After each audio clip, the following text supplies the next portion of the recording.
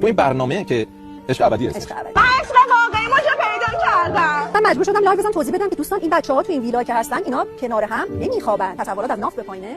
به خاطر همینجوری فکر می‌کنن، یعنی فکر می‌کنن که این بچه‌ها مثلا اصلا کلا اینا رو ریختیم ویلا و دیگه اصلا این کنار هم بزرگ نشدن دخترها و پسرهای ما فضای فکری ماها رو جنسیتی کرده. یعنی تو کشورهای دیگه چون با هم بزرگ میشن این رو ندارن. تجربه بوده که هیچ وقت ما خودمون نداشتیم، بچه‌های الان نسل جدید هم ندارن. آزادی که الواتی و هرزگرایی نیست، آزادی به آگاهیه. کسانی که از آزادی دم میزنن و معرفت ندارن کشک میسابن. اصلا این بپرسید آزادی هم چه نمیتونه بفهم. آزادی به آگاهیه. ببینم صاحب من از شما میپرسم یه حیوان آزاده، اگه ولش کنی هر جا دلش بخواد میره. حالا این آزادی میفهمه یعنی چه؟ پس هر کاری خواستن کردن آزادی نیست. آزادی گاهی به انجام ندادن کار است. فقط باید هر کاری بخوای بکنی آزادیه، یا گاهی هم انجام ندی. آزاد کسی گاهی انجام نمیده. اونجا که آگاهی نیست آزادی نیست. اونجا که آگاهی هست آزادی هست. اینقدر یخه چاک نکنید، معنی آزادی رو بفهمید.